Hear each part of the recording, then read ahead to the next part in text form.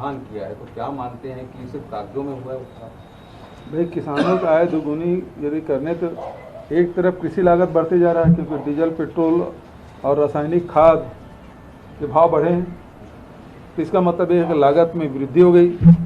दूसरी तरफ किसान, सैकड़ों किसान की मौतें हुई, उनकी शहादत हुई, और उसको एमएसपी में अभी खट्टर साहब के सरकार में भी सूरजमुखी समर्थन मूल्य खरीदो इसलिए आंदोलन करना पड़ा, उसमें लाठियां बरसाई गई। ये पूरा ज़्यादा पुरानी बात नहीं है, एक डेढ़ महीने पुरानी बात है।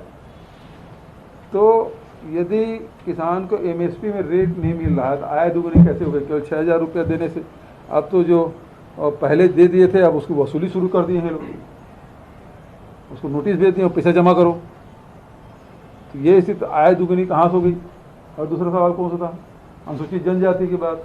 तो पिछले सरकार में अनुसूचित जनजाति का आपने अधिकार छीना है, लाखों एकड़ जमीन आदिवासियों से छीन के अपने कॉरपोरेट मित्रों को आपने दिया है इसी छत्तीसगढ़ में। हमने तो वापस करने की बात कही। पेशा नियम कानून कब से लागू है? नियम बना नहीं सके, 15 साल आपको अवसर मिला, हमने बनाया।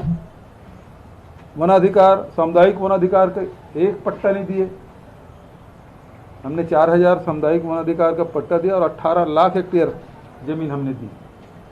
तो लगातार आदिवासी हित में कांग्रेस की सरकार, चाहे वो इंदिरा जी के समय की बात हो चाहे उसके बाद की बात हो, आदिवासियों के हित में लगातार काम होता रहा है, बल्कि भारतीय जनता पार्टी लगातार लूटने का काम कर रही है।